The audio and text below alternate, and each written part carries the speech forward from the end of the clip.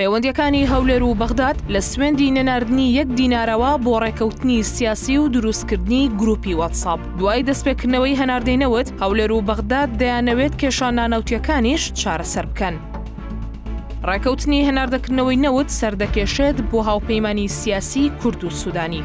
ڕۆژی شەممەی ڕابردوو هەناردەی نەوتی هەرێمی کوردستان دوای زیاتر لە 2 ساڵ ڕاگیرانی دەستی پێکردەوە. بەرپرسانی هەرێم و بەغداد بەلەمپەڕی گەورەی بەردەم چارەسەری کێشەکانی دیکەیان دەزانی، لەوانەش داهاتە نانەوتیەکان. ئێستاش بۆ چارەسەری ئەو کێشانە لیژنەیەکیان پێکێناوە. بەپێی زانیاریەکانی سبەی لیژنێکی دانوستانکار بۆ چارەسەری کێشە هەڵپەسێردراوەکانی نێوان هەولێر و بەغداد پێکێنراوە. لەوانەش جیاکردنەوەی پشکی داهاتی نانەوتی و ڕێخستنی دەواازە سنووریەکان. لیژنەکە لە نۆکەس پێک دێت بۆ خێرا بەڕێوەچوونی کاروبارەکان و ئاگاداربوون لە شتێکی نوێ گروپێکیان لە واتساپ پێکێناوە. ڕێکەوتنی هەناردەکردنەوەی نەوتی هەرێمی کوردستان دوای 30 مانگ لە ڕاگررتنی قۆناغێکی نوێی پەیوەندی سیاسی لە نێوان هەولێر و بەغداد دەهێنێتە ئاراوە. ڕاگەاندنی ڕێکەوتنەکە کەمتر لە 50 ڕۆژ پێش هەڵبژاردننی پەرلەمانی عێراق ئەگەری هەیە ڕێگە خۆشکەر بێت بۆ دروستکردنی هاوپەیمانی سیاسی لە نێوان سوودانی و لایەنە کوردیەکان بۆ کابینەی داهاتووی حکوومەتی عێراق. بەرەبەیانی ڕۆژی 27 ئەیلولی 2025 دوای نزیکەی 30 مانگ لە ڕاگررتنی هەناردەکردنەوەی نەوتی هەرێمی کوردستان لە ڕێگەی بۆریەوە بۆ بەندەری جیهانی تورکیا دەستی پێکردەوە. پرۆسەکە دوای ماوەیەکی زۆر لە دانوستان و گفتوگۆ و سەردانی شاندی سیاسی و حکومی و تەکنیکی و پیشەیی هات. ڕێکەوتنەکە هاوکاتە لەگەڵ نزیکبوونەوەی هەڵبژاردننی ئەنجومەنی نوێنەرانی عێراق کە بڕیارە 11 تشرینی دووەمی 2025 بەڕێوە بچێت و لە 10 ڕۆژەی داهاتووشدا بانگەشەی هەڵبژاردن دەست پێ دەکات.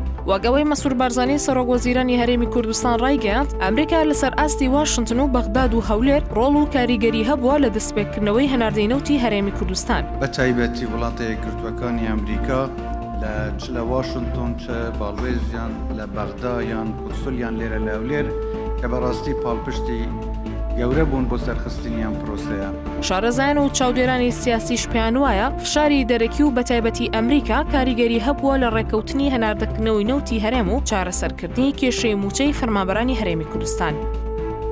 لەلایەکی دیکەشەوە پێشبینی دەکرێت ئەو ڕێکەوتانەی لەسەر موچە و نەوت کراون ڕێگە خۆشکەر بن بۆ دروستکردنی هاوپەیمانی سیاسی بەتایبەتی لەسەر ئاستی عێراق لە نێوان محەممەد شیع سوودانی سەرۆک وەزیرانی عێراق و لایەنە کوردستانیەکان کە سوودانی دەیەوێت خولێکی دیکەی سەرۆکایەتی وەزیرانی عێراق مسۆگەر بکات. سوودانی لە نێوان بەرداشی فشارەکانی لایەنەکانی بەغداد و ئاساییکردنەوەی پەیوەندیەکانی لەگەڵ هەولێر بەرد و ئاڕاستەکە کاری کرد. نەرمی نواند بەرامبەر هەرێمی کوردستان تا ئاسی گەیشتن بە ڕێکەوتن لەسەر نەوت و موچە. لە هەمان کاتدا فشارەکانی لایەنە سیاسەکانی بەغدادیشی لەبەرچاوگرت بۆ ئەوەی نەوتی هەرێم بخاتە ژێر کۆنتڕۆڵی بەغداد و ڕێکەوتنی نەوت بەرامبەر موچە جێبەجێ بکات. ئەوەش لە کاتێکدایە بەر لە 2 مانگ سوودانی سوێندی خواردبوو تا هەرێم داواکاریەکانی بەغداد جێبەجێ نەکات 1 دینار نەنێرێت.